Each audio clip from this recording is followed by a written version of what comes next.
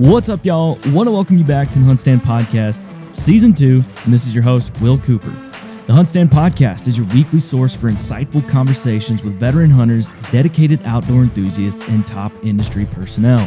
I'm going to have guests on here who are true experts in their field, diving into the captivating world of our industry and the great outdoors. With each episode, you, the listener, will receive invaluable knowledge, tips, and guidance on how to enhance your skills in the wild and in life.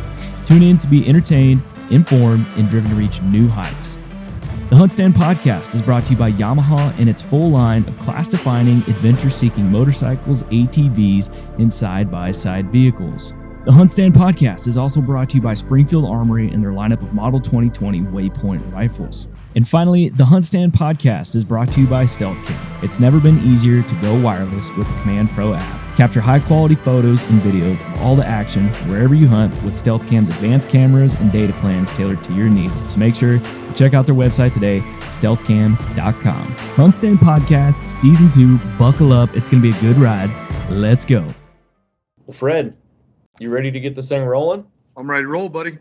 All right. Well, Fred, first and foremost, just want to thank you for hopping on the HuntStand Podcast with me today and just taking the time to talk hunting with me, man. Oh, of course, Will. I'm excited to be on with you. Growing up, watching you hunt on the outdoor shows and everything, it's pretty cool to get to sit down with you today and just talk. And specifically, we're going to talk wildest hunting stories. But before we do that, what I like to do to introduce the guest to all the listeners, there's a lot of people out there that probably know who you are already, but those that may not, kind of give us what I call the 30-foot tree stand view of yourself. You know, who you are, where you're at, and kind of how you gotten to where you are in life now. Man, well, my name's Fred Eichler, and heck, just a lucky guy like a lot of people out there. I'm doing what I love to do. I run an outfitting business. I get to spend the majority of my time outdoors. I also have a small cattle operation and a hay business. We work cattle, and then, we have a little commercial hay operation where we sell some hay. So pretty much everything I do kind of revolves around the outdoors. We have a, Instagram page and, do a TV show, and that's about it, buddy. Just lucky. Nothing big and huge. Just a guy doing what he loves to do. Man, you can't complain about that, can you? No, sir. No, I don't complain much. There you go. Well, man, we're going to talk wildest hunting stories, right? And I know you and I kind of had a phone call before to kind of talk about a few that you've been through in some hairy situations, man. So tell us about some of these wildest hunting experiences that you've been through, man. Well, it's kind of funny because, the people that influence your life, but Chuck Adams harvested all 29 species in North America, and he named it the Super Slam. Yeah. And I thought, man, what an incredible thing to do. Like, that to me was the Everest of bow hunting. Mm-hmm. And I thought, I wonder if I'm tough enough and if I have both the mental, capabilities and the physical capabilities to try and achieve something like that. But I wanted to do it a little different. I wanted to do it with a recurve bow. I just thought that would be kind of neat. And along the way, I had no idea some of the crazy adventures and scary situations I would get myself into. And during that, I've been hotter than I've ever been. Hunting desert sheep in Mexico where we ran out of water and climbing and rappelling rocks. And I've been colder than I've ever been. -30, hunting polar bears, sleeping in an igloo. So, there's been some pretty crazy adventures. But it's the funny ones, I guess. And I say funny, but the ones that really added a little extra pucker factor are when things didn't quite go right. And that's true with any hunt. Right? Well, you remember the ones that don't go right as much as you do the ones that. Oh yeah. Ones that do. So, I had told you about some of the crazy things and the plane crashes and the boat flips and the horse wrecks and some of the different things I've been involved in.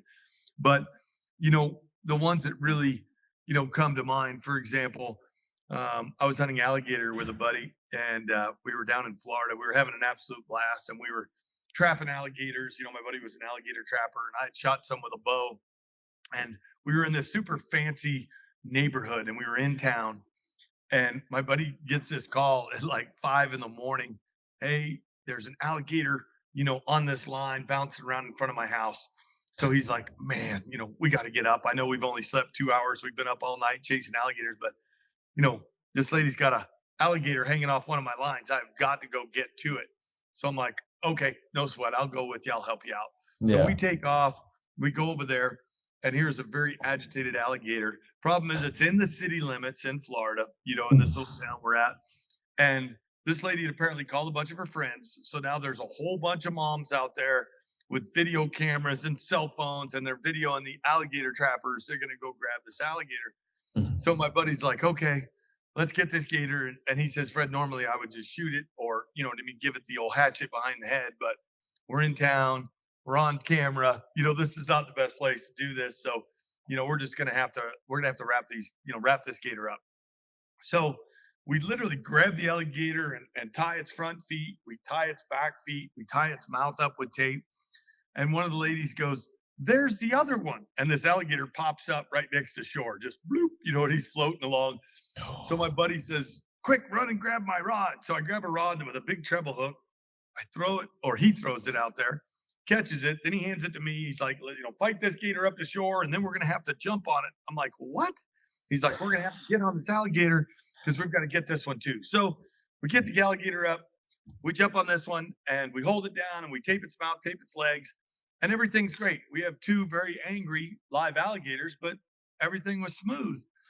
So my buddy says to the owner of this house, he says, ma'am, can I back my truck up here? I need to go ahead and load these alligators up. Oh no, not across my manicured lawn. You can't drive that big jacked up truck down to the pond. It'll leave ruts in the grass. So my buddy's like, oh my gosh, we're going to have to drag these alligators up this hill, to my truck. So we're both exhausted. We're not really thinking, but we grab these alligators and we're dragging them. Well, we're dragging them by their hind legs and their tail so they don't hit you with the tail. Well, as we're dragging them, we're dragging their mouths where the tape is. And we're not really thinking about that part of it. But we get the alligators back, load them up my buddy's truck, go back to his place. We lay the alligators on the ground because, as far as we know, they're all trussed up. And I'm actually walking like, there's a dead alligator right here. And I'm walking along the side of a live one or the side of a dead one that I'd got the night before. Because my buddy said, man, I think that alligator is going to go 11 foot. And one of the live ones was on the other side of it. So I'm walking along the dead one. And one of the live ones, who was the only alligator that realized that his mouth was not taped anymore, and he had slipped his front legs free, jumps over the back of a dead, and the width on it was like, it's a wide, big alligator, jumps over it and grabs me by the knee. Oh, shit. So I've been lucky. Like, I've had all kinds of crazy experiences, and I'll tell you about some of the grizzly bears and brown bears and leopard charges. But, I've lived this little kind of charmed life. I've been involved in plane crashes, all this stuff. Yeah. And nothing's ever actually got me. I've been close on a lot of stuff, but this alligator has got me by the knee, and he is just thrashing. And I'll have to send you the pictures of it so you can see that I'm not exaggerating how badly my leg was torn up. But ends up, this alligator's thrashing. I kneel down to keep it from breaking my leg. I don't want this alligator to roll and break my leg. And I cannot open his mouth. I literally, I'm trying as hard as I can. I can't open his jaws. Finally, the alligator, and the only way I can describe it, Will, is that, like when you're playing with a dog, it went to get another bite. Like it took to get another, I'm going to rebite. And when it did that, I was able to get my leg out. Well, then it was a miracle that my buddies didn't shoot me, because guns were everywhere. And these guys shoot this alligator to pieces and asking me if I'm okay. So holy crap. I sit down. I end up going out. Like, I am woozy. I can feel blood inside my leg. I'm dizzy. I've just been fighting with an alligator. I sit down and I'm like, hey. So I go out. I come to, and my buddies are like, man, the ambulance is coming. It looks really bad. Like, it's bad. And I'm like, great. So they rush me to the hospital. Get to the hospital, and I'm trying to kind of make it quick, but I get to the hospital. When I arrive, I find out that an alligator is the most septic bite there is. Seriously. Just so you know, Will, you would rather get bit by pretty much anything. A dog, a rattlesnake, a raccoon, a badger, almost anything in the country you would rather get bitten by. An alligator has the most septic bite because they live in stagnant water and they eat rotten food. So the amount of bacteria in an alligator's mouth has caused all kinds of people to lose limbs. Like they're like, you could lose your whole leg. Like the doctor wasn't even like, he wasn't even like, he's like, we're going to have to rush you in. We're going to have to operate on the tendons and ligaments and muscle that's torn. But we've really got to get you juiced up with all these antibiotics because this is the most septic bite. And here's what we're worried about. And I'm like, awesome. So, oh yeah, when I show you the pictures, you're going to freak out. So I'm going to send you the pictures. Okay. But it was really bad. So, fortunately, great doctor does, amazing job. They juiced me for all these antibiotics. And I was at Shands Hospital in Gainesville, Florida, which is a teaching hospital. Mm-hmm. So the next day, I wake up and I've got stitches, inside, outside, both sides of my leg because the alligator had it like this. And the doctor comes in and says, hey, this is a teaching hospital and we have doctors and nurses. Do you mind if I bring them in to, kind of show them what I did and the damage that an alligator caused to a leg? So I said, yeah, whatever. I'm sitting there drugged up, whatever you want to do. Yeah. So in walks a troop of nurses, doctors, just younger people that are learning to become doctors and nurses. Mm-hmm. And it's very clinical. I'm laying there in the bed. It's kind of awkward. He's got the sheet pulled back and he's got a little red pointer. And he's like, well, here's where the alligator did this. And here's where I surgery, and I did this to this tendon. And he's kind of going over the whole 9 yards. And I'm sitting there just thinking how awkward it is and how, it's a drag is, and, am I going to, how much is going to pack me riding horses or hiking or, I'm worried about a lot of stuff. Yeah.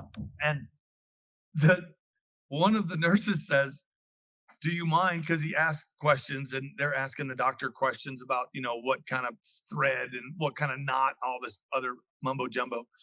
But the funny part is one of the nurses asked the doctor, she goes, do you mind if I ask the patient? Now I'm sitting right here, Will. I can hear her asking the doctor if she can ask me. So it's just awkward, but I guess that's protocol. But she says, can I ask the patient how it was that the alligator bit him? Now understand, my buddy is standing in the hospital room with me. Okay. My alligator trap buddy standing right next to me in the bed. Well, he's not in the bed. I'm in the bed. He's standing next to me.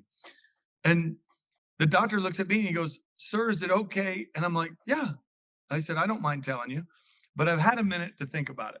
So instead of telling the real story, I decide that I'm going to ad lib a little bit. So I said, well, it was horrible. I said, there was a canoe full of children in this lake. Oh, God. Over. Oh, well, and I'm telling it, and you should have seen them. Every one of them are like, they're like, oh my God. I said, it was horrible. I said, I swam out and I'm grabbing these kids and I'm taking them to shore. And I said, I had the last kid and I'm almost to shore. I said, when the alligator got me, and every one of them are just like, and they're looking at me like I'm just a hero. And it was amazing for just a second of my life to feel like that. Like I was like, wow, this is so cool. Like, look at how they're even looking at me. Even the guys were all like, this guy's a hero. I mean, holy cow. But my buddy can't stand it because I'm getting all this attention and he knows I'm lying. And he's like, he just couldn't stand it. And he goes, literally interrupts me. Imagine how uncomfortable this was. There's a doctor, nurses, and people that are studying to be doctors. And my buddy goes, mid-story, that's a lie. And everybody stops. And even I'm like, oh no. And he's like, that's not what happened at all. He's like, no, I'm an alligator trapper. So he kind of trying to turn the attention onto him. So he's like, I'm an alligator trapper. We were hunting. And as soon as he had said hunting, I pretty much lost my audience and it was really awkward for everybody. And they all kind of left the room. But yeah, that's my alligator attack story. How long ago was that? That was probably now 7 to 8 years ago. How long did it take you to recover from that? It took a while. I still can feel it's a little looser in there than it was. Yeah. But surprisingly, I get along pretty good. A lot of time in the saddle probably hurts it more than anything because, my legs just, your knees twisted a little bit. But, yeah. It's not, fortunately, it didn't. The doctor did a great job because it didn't cause me as much damage as I was worried about. The great news is, of course, I didn't lose anything. They really had me super concerned about the bacteria, and that's why they handled it the way they did. But yeah, you do not want to get bit by an alligator. I mean, like, they were telling stories about people getting bit in the finger and losing an arm. And I'm like, Jeez. what? And they're like, yeah, it's the worst bacteria you can release into your system. And, as far as an animal bite goes. So I was a little wigged out about it, but, it ended up, like I said, that's my funny ending on that whole thing. Cause it was, I kind of cut up and made it into a little bit of a funny story, but I'll send you a couple pictures of it, and you'll see it wasn't really a laughing matter when it happened. No, it wasn't a monster alligator. The one that got me was probably about 7 feet. Now I had killed an 11-footer the night before, and had that gotten me, there'd have been nothing I could do. But that one, even a 7-footer, it was all I could do to keep from, not only going down, but it tore me up pretty good through a thick pair of, pants. Jeez, man. What, I know you kind of, as he's biting your leg, you're kind of thinking, you're talking about how you knelt down so he couldn't tear you up even worse. But when that first happened, what was the thought that went through your mind as soon as that booger grabbed your leg? Man, well, it's funny. It's funny because it's embarrassing too. Because I always, you like to think you're going to be that brave guy. If something happens, you'll just, I can handle. Dude, I was like, I wasn't ready for it. I was squalling like a stuck pig, buddy. It had me. I do remember, I had enough presence of mind that even though not only it hitting me and jolting me, I knew I didn't want to go down. I was like, man, if I go down and I'm at the same level, I was really worried about, the next bite might be here or, breaking my leg. So I was really worried. I did not want the alligator to be able to roll, which it was trying to do, and is why my leg got ripped up. But I'll show. I'll send you the pictures. It's pretty gory. I'll have to see those. I'll definitely have to. It was crazy. We've talked alligator bite. You're on a hunting trip down there, and you've kind of alluded to a grizzly bear situation. So, I'm going to move to the whole opposite side of the country. So that was in Florida. Uh-huh. So now this next crazy experience happened up in Alaska, and it was on a brown bear hunt, and it was a awesome area, and it was one of those really remote areas, Will, that you're just, it's when you think of Alaska, that's exactly what you think about, because we took a float plane, outside of Talkeetna, went into this remote little, lake, flew in on float plane, landed. We had a raft that was totally collapsed with us. We drug that out of the plane. We had a little foot pump. My outfitter, Braun, we fill up this raft with a foot pump, air it up, and then we paddled into this tiny little, it was more of a creek, really. You couldn't really call it a river. I don't even think it was named, but this little creek that had salmon loaded up in it. And then we were going to take this creek and just, go with the flow of the creek miles, like 15, 20 miles to where it hit up with another main river. Then we were going to float down that to a big sandbar where a plane was going to pick us up, 10 days later. So I love those remote hunts. I love the adventure of it. And the guy I was with was an awesome hunter. He's got a great reputation.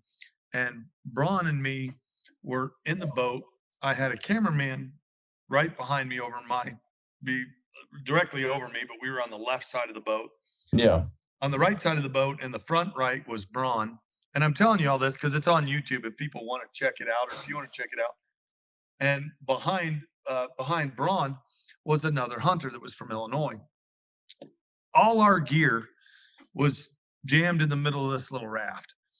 So not only was all our gear, I don't bring a handgun generally. I do now, but I didn't used to bring a handgun at all. And I just had my recurve, and that's all I needed. But even my recurve was down. So all the gear's there. The only person with a firearm was the outfitter. And he was carrying a 500 Smith & Wesson and a holster.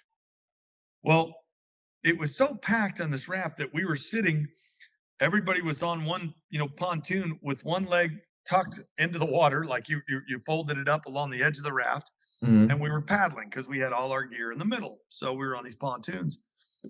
Well, we hadn't been too far into our adventure, and I looked up, and I was all excited because I spotted the first bear. I was like, oh, there's a brown bear. And almost instantly my buddy goes, oh, it's got cubs with it. And I hadn't even seen the cubs right off the bat. Ooh. But the funny thing is, Will, and you know, being down in Texas, you probably spent some time on water, canoeing or kayaking, things like that. So here's our raft, and we're going straight down the river. Well, when you see something like that, like, oh, there's a brown bear, what do you think everybody stops doing? Rowing. You got it. Paddling. You got it. Everybody, including me, we all stop paddling. The outfitter, everybody, we take our paddles out of the water, and everybody's staring at this brown bear. Now, we're floating, and the water is taking us closer to the brown bear, who's right here on shore. Oh, crap. Now, this huge sow sees us. She has 3 cubs, and the sow does exactly what she's supposed to do in that situation. She tries to avoid a bad encounter. The sow takes off into the brush. The problem is her 3 cubs have probably never seen their mother run from anything. They've never seen a raft. They've never seen people.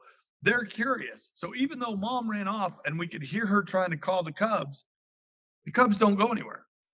So now here's the horrible situation. Maybe you can tell me what you would do. The bear, so imagine, let's see, the bear's here. Well, I guess it'd be reversed for you. So the bear's right here.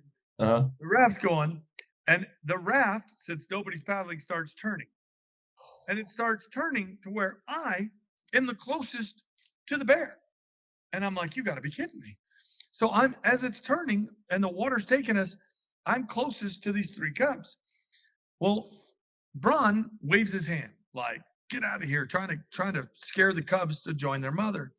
Well, at that same time, we hear what sounds like a locomotive in the brush, just, and we know it's the sow, but we can't imagine that she's going to charge. But all of a sudden, she comes and she's running at us so hard, she literally runs over one of her cubs. So if you check out the video on YouTube, she literally runs over one of the cubs to where the cub has to dive out of the way. And she is coming across the water. And it's shallow water. I mean, it's not that deep. She's plowing across the water right at us. And that was probably one of my scariest encounters in the field, because it wasn't, in my mind, you know, the first thing you think of is like, oh, I'm dead. I mean, this is a huge bear, and there's nothing that's going to stop her. She is about to eat us. So the crazy thing is, Bron, and it's so neat, and I've watched the video a million times, and granted, this was years and years ago, and if you watch the video, you'll be like, wow, that's not Fred. That's before he had gray hair. But he pulls this 500 Smith & Wesson hog leg out, and it is all he can do to cock and fire, like in one motion. And he shoots right in front of this bear. And the water, you know, imagine the gases from a 500 Smith & Wesson. I mean, a lot. Shooting it towards you, you know, like, you know, and the gases and all the blowback. So he shoots, and when he shoots, it hits the water right in front of it. And this huge brown bear, at about, near as we could figure, 6 feet. I mean, that's close on a full charging brown bear. She turns. And what's interesting, if you watch the video, especially if you watch it slow-mo or frame by frame, she turned, but as she's running away at about 15 feet, she turns all the way back and looks at us to make sure we're not getting closer to the cubs. So that freaked me out too, because it was you know, wow, this is a little spooky. He shot, and then I have instant relief, and then I see her turn and look back, and I'm like, oh my gosh, she's going to come again. Unfortunately, the river carried us past the cubs, and she didn't charge again. But we played this on Easton Bow Hunting TV. And here's an interesting part. People ask all the time, hey, I saw that show, or I saw this, I saw that. What, you know, is there any stuff that, you know, that doesn't get into the show? Is there any stuff that, you know, maybe doesn't get aired? Or I'm going to tell you what didn't get aired on this show. So immediately after the charge, we're all freaked out. Okay? Yeah. Freaked out. My cameraman's like, I think I got that. And I'm like, what? I didn't think, in my mind, there's no way we got anything. But he said, Fred, I was up and running, when you first said there's a brown bear. So he's behind me with the camera on a bouncing raft. And he said, so I turned the camera on.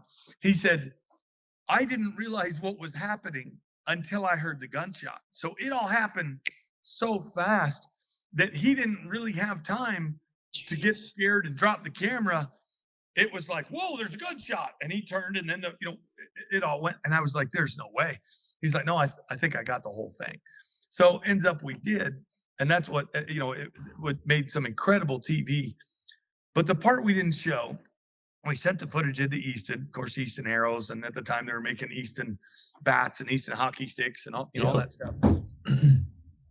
Right after the charge, Braun, my guide, is messing with this handgun. He's kind of bent over and he's messing around with it. And I'm like, what's going on? He's like, nothing. And I'm asking him questions. I'm like, why didn't you kill the bear? And he's like, Fred, and I'm like freaked out. I'm like, dude, if there was ever an occasion to kill a bear, that was it. Like that was bear was 6 feet from me. Why didn't you just kill it? Like, I do not understand why you risked shooting in front of a bear that close. Like, I would have shot it. And Braun, and it was really neat. And this is a guy that's been charged a lot, so he knows. But he said, Fred, in that situation, it wasn't a bluff charge. She was coming, he said, and that bear was going to jump in the boat, and you were closest, and she was going to start mauling you and probably would have mauled everybody in the boat. He said, I had two options. He said, getting away wasn't an option. He said, the other option, he said, was to shoot and try and kill her. He said, or to shoot and try and turn her. He said, the problem with a mother bear, and as angry as she was, had I shot and hit her anywhere, he said, even if I'd have shot her in the chest, she would have felt that as an attack, you know what I mean? And she would have jumped on you, you know what I mean? And she would have mauled us all until she died. He said, the only other shot I could have made on that bear to stop the charge instantly was to shoot her in the head or the spinal cord. And he said, the odds of me hitting a charging brown bear in a bouncing boat, you know what I mean, with a handgun to hit it in the head or the spinal cord, almost zero. He said, so shooting the bear wasn't really the best option. He said, so my plan was to shoot in front of the bear, hope that it turned her, almost like a skunk, you know what I mean? So we could resituate, we could regroup, the boat's moving, maybe it'll turn her. He said, and surprisingly, it did. And I said, well, what was your plan? And he said, well, my next shot, and while he's talking to me, Will, he's messing with his handgun. Yeah. And he said, Fred, with the next shot, I was going to shoot the bear off you at very close range and try and put a fatal shot on it. But then you got all kinds of concerns because you don't want to shoot the person. You know what I mean? You want to shoot the bear, blah, blah, blah. It's all this stuff. Meanwhile, he's still messing with the gun. Now, my cameraman's videoing all this. Okay. He's running the camera while Lon explains why he did what he did. Now, I've watched the footage, and Braun is either the coolest customer in the world, and he did exactly like he explained to me. He methodically thought all that in a flash of a second, shot in front of the bear, turned it, and saved the day. Or he's just full of it, and he totally was scared, tried to shoot the bear, missed it, and came up with a great excuse on the fly. Yeah. Which was impressive too, really. I was like, because I've watched the video, and I'm like, man, that's incredible either way. But what's crazy is the gun ended up jamming.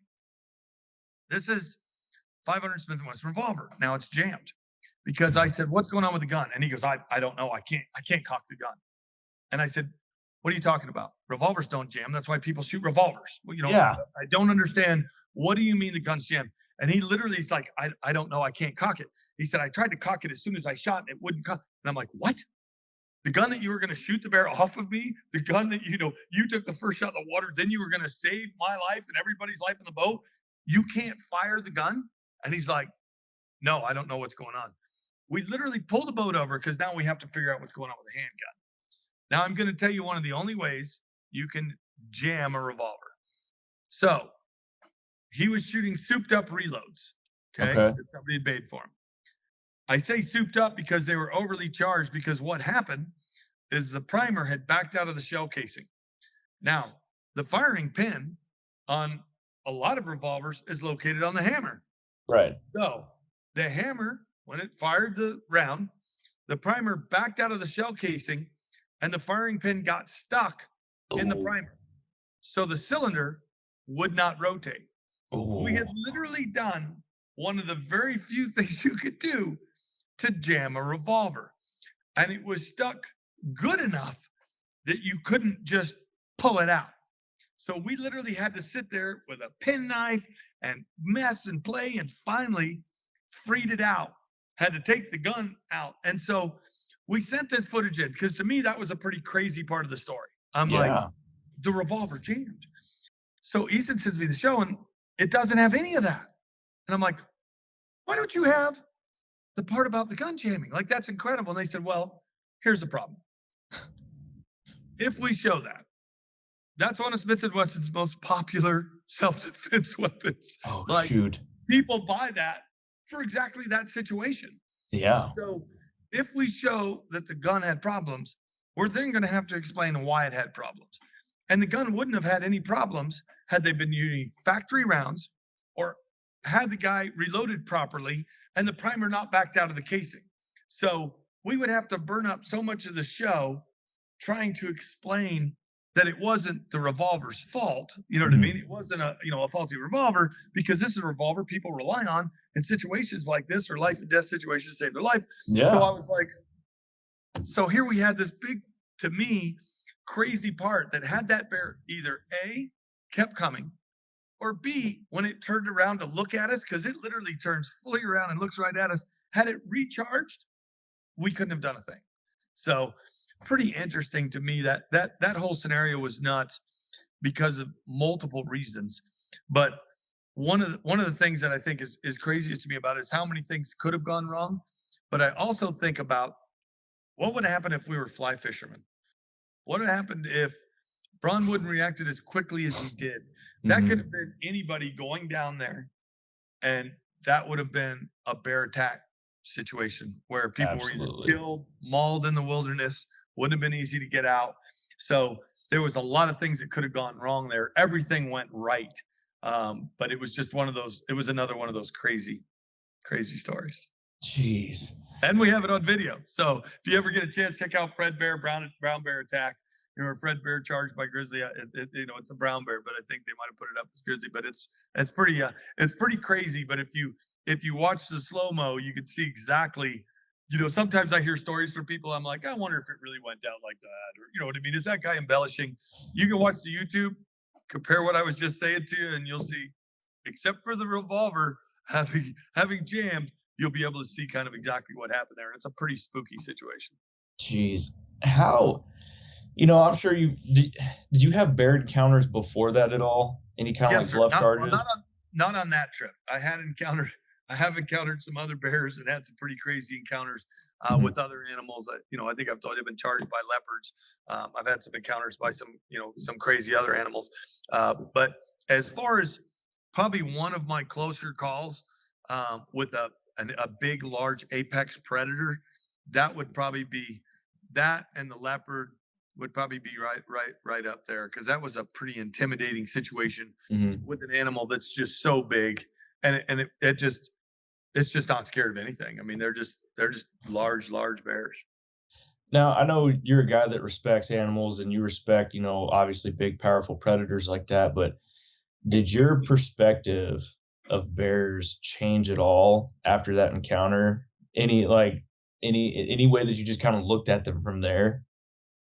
That is a great question. Well, I've never been asked that, but that's a great question. And yes, I think it made me feel naive about how I had handled other bear encounters previously.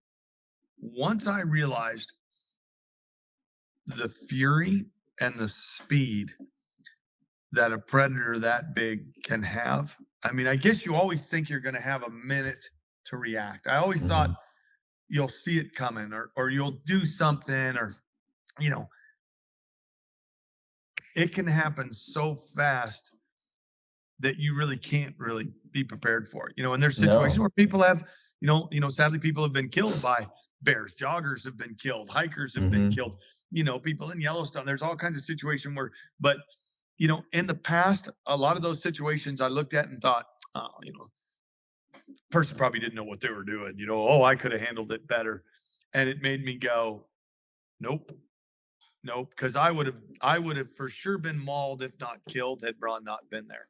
So when I think of like a hiker or a jogger, I mean, to your question again, when I think of a hiker, a jogger, another hunter, I think about all the times I've had other bear encounters where I just didn't realize that, man, a bear can cover that 30 to 50 yards in the flash of an eye, and you would never get an arrow knocked. You would never, there's really situations where there's nothing you could do. Like I said, it kept coming. Braun really, it's all he can do. If you end up watching the video, it's all he can do. And we were ready. That wasn't even a situation where we didn't know we were kind of in danger because of the cubs. There's situations where you don't even know the cubs are there and a bear just charges you out of the blue. You have no time for anything. But even knowing and having an experienced guide and outfitter, Braun already had his hand close to his gun, and you'll see it's literally everything he could do to just get it out and pull off one shot. And it was already 6 feet away when he did that. So it's pretty, that's a great question. Yeah, it did. It changed my opinion a lot. It changed how I think about bears. It changed the respect I give them, in other encounters I've had since then on Kodiak Island, Alaska, even with my boys where I'm like, hey, don't play around with this. That bear's in the willows, and yeah, it's 80 yards away, but it's showing interest in us. We're going to stand in the open. We're facing our rifles that direction, and we're going to see what happens, because that bear can cover that. You turn your back on that bear, or that bear slips around on us. So it's changed. That's a great question, but it has changed my respect, and also I'm more cautious around those big predators. When y'all first encountered this bear, did I'll backtrack a little bit to you get bit by this alligator, and you talked about like it's just mayhem. Everything's going nuts. But when you see this bear and her cubs, how were your nerves? I mean, how were you able to keep a thread of calmness, if you will, while this encounter's happening?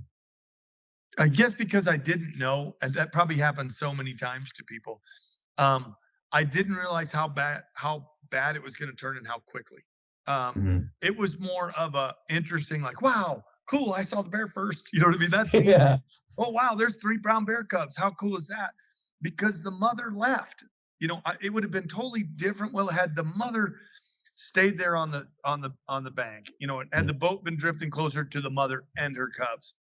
But the mother disappeared. She literally went, I'm out. You know what I mean? Like, and tried to call her cubs with her. She literally was calling, like trying to get the cubs to join her. And then it would have been a nothing, a big nothing burger. She would have they would have followed, and it would have been nothing. But the cubs caused the issue because the cubs stayed. And, the mother obviously either could see through the brush or sense it's getting closer to them. And that's what drove her nuts. And so that's a good question, but I wasn't nervous at the time. It was oh, cool. There's 3 cubs and the mother's gone. And I'm sure the cubs will run any second. Well, not only did the cubs not run, but the mother ran over one of the cubs on the far right, literally ran over it, charging us. And so once I saw the bear break cover, that's when, and again, it was only for seconds, but that's when literally the only thought that hit my mind was, oh, this is going to be bad. Like, it wasn't I didn't have a weapon on me at all. It was we're mauled. It wasn't maybe the bear's going to hit the raft. It was we're done. And again, thanks to Braun, I've had a couple situations where, experienced outfitters or guides have saved the day, and Braun, that's exactly what happened in this situation. I mean, had he not had that 500 Smith Wesson, had he not pulled it out in time, had he not fired, right in front of it, and made the right decision, on that, I can't imagine. I would have probably made a mistake in that situation, because I was like, dude, I love bears as much as the next guy, but orphan those cubs, kill the bear, like, please, shoot the bear, and I think a lot of people would have made that mistake. But the fact that he decided to go with, I'm going to shoot in front of the bear and try and give this bear an option, you know what I mean? And try and turn it, because if I shoot it, in his opinion, if I shoot that bear, she's protecting her cubs.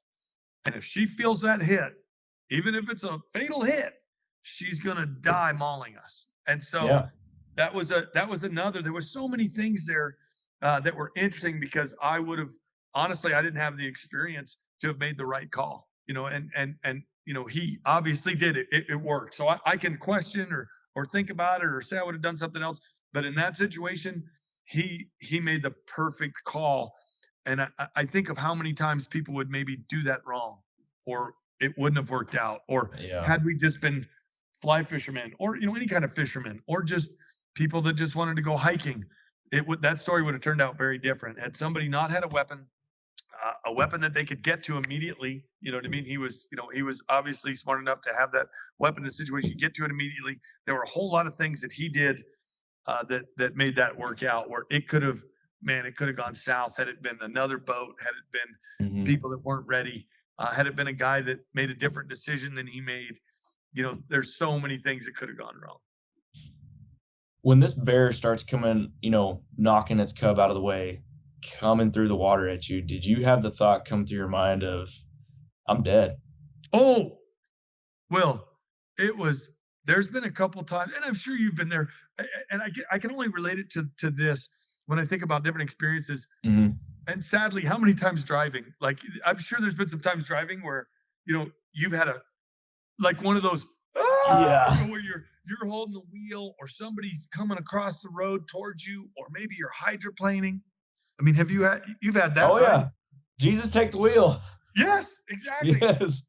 Most people have had situations driving where they can instantly think of that, that super tense, tight, freaked out, even if it's only for a couple seconds, that feeling of, this is how I'm going to die. Like, I'm not going to make it out of this right now. I'm going to die right here. That helplessness. And so that's the closest I could describe it to, as like somebody, if you're sliding on ice and you're going right to the semi, or, it's that couple seconds of, or you think you're going to flip your vehicles, the stuff that just happens in a split second. That's the closest I could relate it to was, this is it. You know what I mean? There's nothing I can do. I have zero control in this situation. I can't outrun the bear. I can't hide from the bear. I don't have a weapon to protect myself from the bear. I have zero options in this situation. That bear is going to dictate everything. Jeez. So I want to come back to the bear story in a little bit, but no problem, man. We've talked about, you've had some crazy charges in Africa as well. I want to close the podcast out by finishing up with this one. So tell us about, was it a leopard you had charge you in Africa? Yeah, there was so I just have this weird thing. I do love predators. I love apex predators because I just think they're awesome. I think they're smarter than most prey animals. I think they think like we do in a lot of ways because they are predators. They've got to outsmart prey, and they're analyzing situations. They're literally thinking, their eyes are in front of their face like ours are, because they're not worried about other predators. They're focused on one thing. And so I really wanted to go try and get a leopard. And so I went with Nico Lorenz in Zimbabwe, and I love hunting mountain lions and bobcats with hounds. I think it's fun. I've got some hounds that I love running, and it's a neat thing to do. And Nico was running leopards with hounds, and I was like, man, that sounds a couple of my favorite things: predator hunting and running leopards with hounds. That sounds great. So we went to Zimbabwe to do that, and this trip was twofold. There was a lot of things that were very, very crazy, but we went there and we were looking for leopard tracks and trying to figure out the freshest track, and we wanted a mature leopard and all this stuff. And it's very controlled, leopard hunting, as far as, they manage it. They only allow a certain number of CITES tags for leopards to come out of the country. And we're at camp, and this guy had literally run a very long ways to come into camp and tell us that a leopard had killed a burro.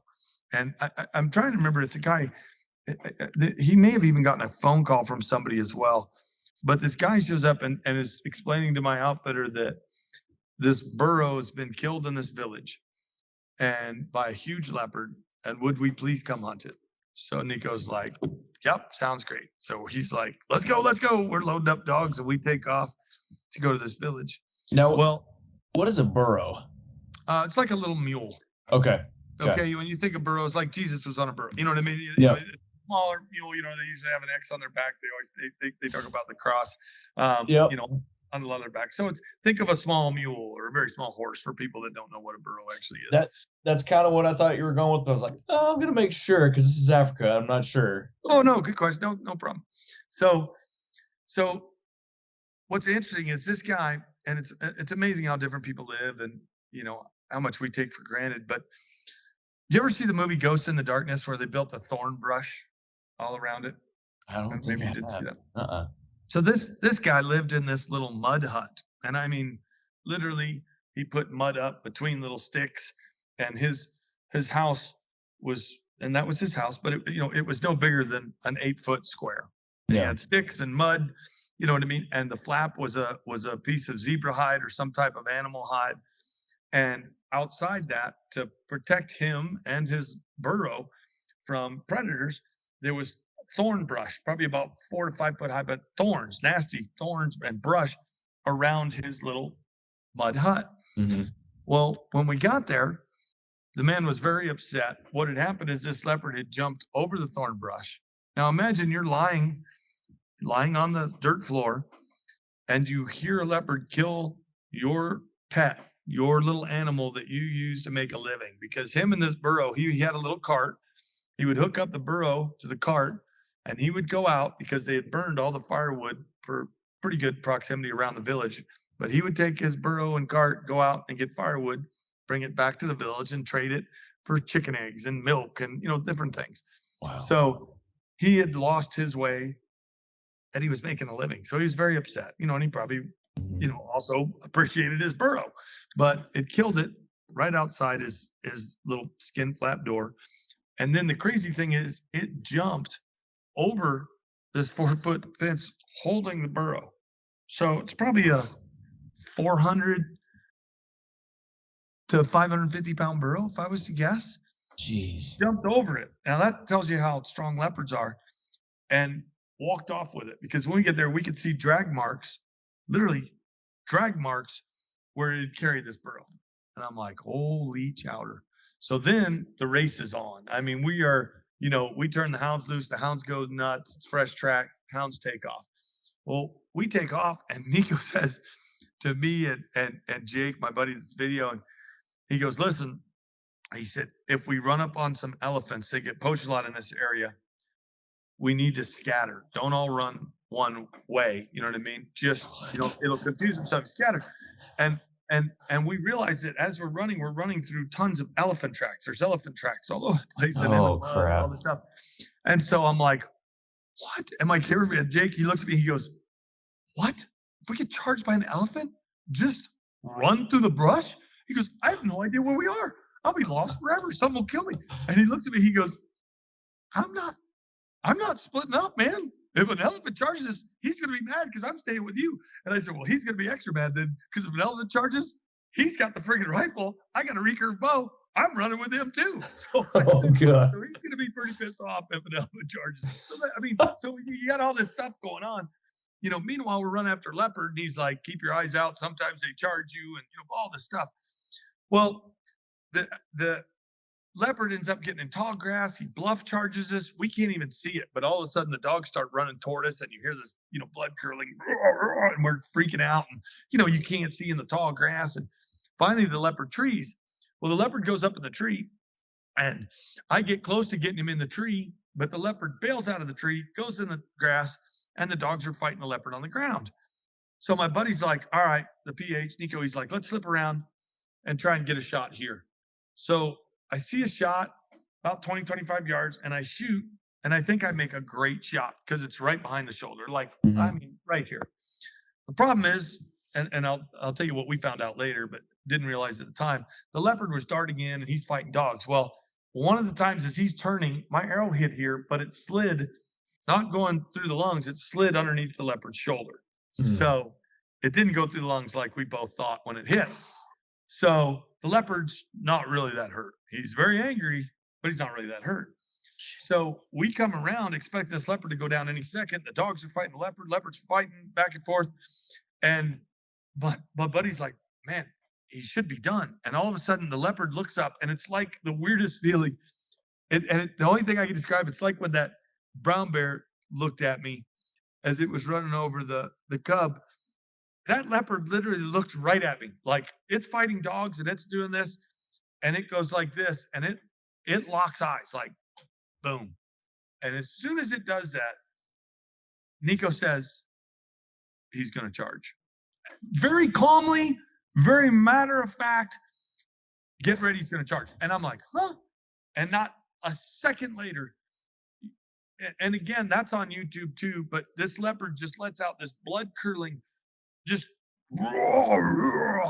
and the dogs part like the Red Sea. They're like, have at him, we're good. Literally, the dogs open up, and this leopard full on charges me. And if you look into it, it's kind of crazy. And I don't know why this is, but they always say that like 90% of the time, leopards get the person that shoots them first. Like they get that person. I don't know why that is. Maybe it's just because they're there or they're up front. I don't know why, but this leopard is coming right at me. The interesting thing is there were 2 PHs, and they both threw up. And I remember thinking, why aren't they shooting? Because this leopard's on us. Like it's close. I wish I had paced it off, but I'm going to tell you, 8 feet, maybe 10 feet away, they both fire. One PH is actually backing up. He actually got laid off. He's backing up away and tries to shoot, and he completely misses the leopard. Nico shoots and hits the leopard. All 12 .32 caliber buckshot pellets from his 12 gauge hit the leopard right in the head. What's interesting is the leopard was charging so fast, coming, toward us. I always read Capstick and Rourke and all this crazy stuff about animals sliding, up to their feet. This leopard was coming hard. When he shot, the foot-pounds of energy of the buckshot hitting the leopard in the head drove its head down, and it flipped. So the tail and hind legs comes over, and it flips, and literally the leopard slides up, and the tail's right here, right at my feet. Jeez. And I'm backing up like, oh my gosh. And that was a very, Nico was upset. And I found out later for multiple reasons. One, the other PH was backing up when he shot. He actually backed into my cameraman, or we'd have even better footage, but you can see the leopard charge and hear the shot. But he completely missed the leopard. Had Nico not shot at the right time. So there's been 2 times where, people have literally, guys that were more experienced, and that's why you go with an outfitter. I wouldn't just go to Africa and go like, yeah, I think I'm gonna go hunt a leopard. I don't know anything about him. The fact that he kept his cool, and imagine being charged by a leopard and keeping your cool, but he's been charged by elephants, leopards, lions, a little bit of everything. So he was very calm and handled the situation great. And all I had for backup was my recurve. I mean, that's what I had. But there's been some situations in the field that, like that leopard charge, or, I've had boats flip where I almost drowned. I've had all kinds of crazy situations, but a lot of it's because of the places I've been that lend themselves to dangerous situations. But that was another one where that leopard charge was pretty crazy. Did you have kind of that same thought go through your mind that, as that leopard's charging you, having that same thought as whenever that bear's coming at y'all? Was that kind of that same Jesus take the wheel? Oh, yeah, there was nothing I could do. I mean, again, it's a very uncomfortable situation to not have control. And I guess I didn't have control because a recurve in a charging situation, I mean, maybe in Fred Bear's hand it would be awesome. But for me, it was like, yeah, I got nothing. You know what I mean? Like, even just trying to shoot at this leopard on charge, because it was like that, even, I don't even know if I'd have had the time to draw back. Because, I mean, those guys just had the time to throw up. And like I said, one guy was backing up when he shot. And the one PH completely missed the leopard. Like, didn't hit it with one pellet. Completely missed it. So Jeez. Had the other PH missed it, had Nico missed or made a bad shot, he said that leopard would have tore you up. He said it would have been unbelievable. So Jeez. Yeah, so there's some of the, the crazy, the crazy exciting ones. Because, you go through all kinds of, and that's what's fun though, right? You can have a crazy experience falling out of a tree stand. There's all kinds of things that can happen. I've just had some pretty crazy situations where, animals or apex predators or things like that, if you hunt them enough and you're around them enough, especially when you're in close proximity, there's things that can go wrong for sure. And I've been very lucky. Been very lucky. I've had a couple situations that, I probably should have been way more torn up than I was. Hearing these stories, and then obviously, you've had some other encounters with, whether it's dangerous animals or like you're talking earlier about boats flipping and stuff like that. How have situations like these changed your outlook on life? Wow, good point. So, I try and appreciate everything. I guess you try and appreciate everything, but it's also changed how I prepare, because it seems like so many times it's a tiny little thing, that makes all the difference in somebody losing their life. You know what I mean? Yeah. Somebody taking off their seatbelt, or, you think of all the little tiny things, or, man, you look down at a text and, you went off the road and flipped your vehicle. So, a lot of people don't learn from that. Sadly, there's, probably, I don't know the statistics, but probably a lot of people every year that after they look at that text and, flip their vehicle or impact somebody else's lives, they go, oh, if I would have just done this, if I'd have just done this a little different, if I'd have just thought about it, had I just been a little safer. So I guess when I think about how it's changed, things I do, I would say it's changed it as far as my trying to be prepared. You know what I mean? Doing the, either whether it's me carrying a handgun, like, so, I don't want to put somebody else's life in jeopardy, if you will. You know what I mean? If I can help somebody else, then that's great, or help myself. You know what I mean? And a lot of times, when you're in dangerous country, carrying a handgun is a good idea. When you're in a situation, because I even think of that, how bad would I have felt had Braun, been in that situation, maybe missed the bear, and the bear mauled me and then jumped on him or jumped on my cameraman. I would have felt unbelievably terrible. And then I not had any weapon to protect him. You know what I mean? Like that's, can you imagine just watching somebody slowly get mauled and going, man, if I would have just thought to have brought my handgun, but my ego caused me to not, because I just wanted to carry a recurve. So it's changed, Will, you asked that, and yeah, it's changed as far as, do I have an exit strategy? I was stranded in Alaska one time because of a plane crash, and didn't have some of the equipment I needed there. I carry a satellite phone now. You know what I mean? Even if you rent one, yeah, it may cost a little bit, but if a couple buddies kick in, if you're going on a trip and 3 buddies all chip in, $200 a piece, you can rent a satellite phone for 2 weeks. And I go, man, what's that worth to be able to call if somebody gets hurt or somebody has a heart attack? And as I've lost some friends and seen people get seriously hurt, outdoors, and been very close myself and been hurt myself, sometimes I realize that when you go to these remote locations, sometimes you can make all the difference in the world.